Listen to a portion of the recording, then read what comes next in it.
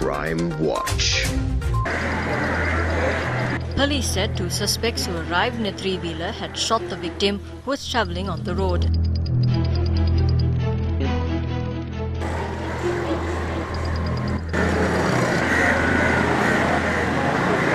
Ammunition used for a T-56 firearm were discovered from the scene of the crime.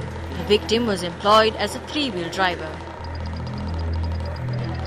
Police said the deceased had cases pertaining to narcotics filed against him.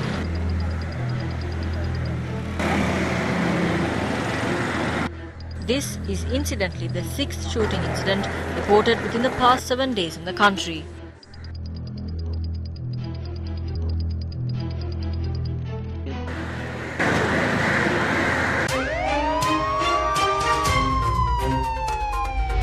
Crime Watch.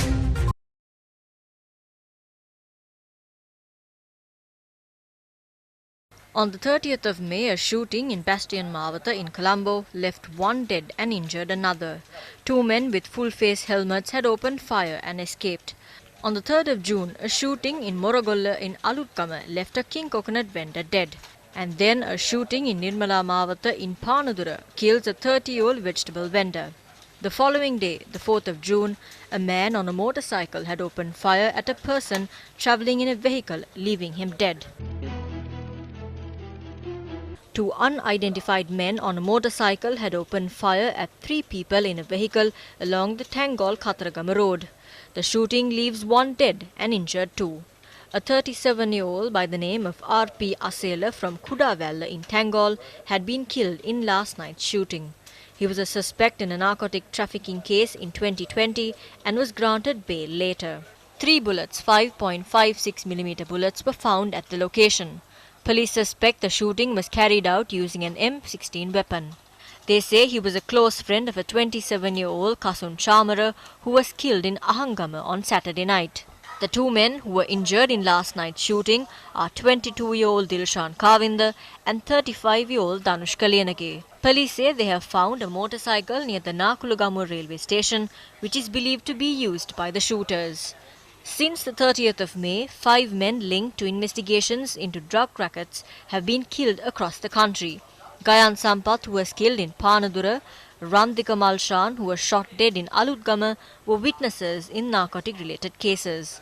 Randika Malshan was shot when he was returning from court after obtaining a report over a case on heroin trafficking.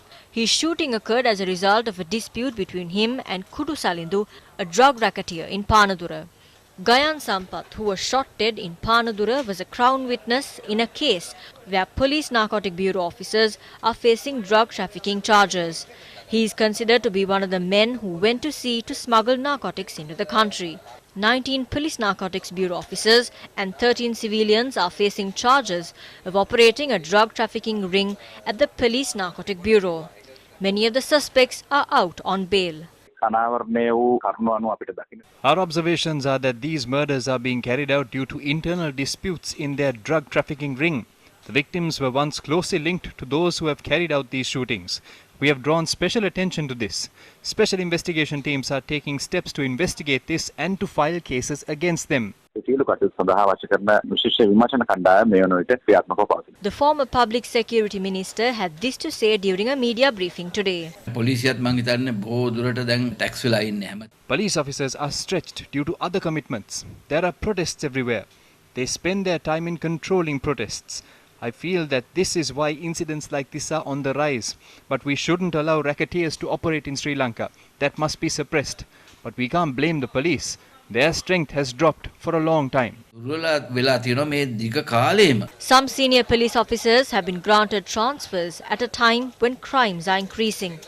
Senior DIG of the Western Province, Deshabandhu Tennakon, is on leave at present. Senior DIG Ajit Rohana was transferred from Crimes and Traffic Divisions to the Southern Province 9 days ago.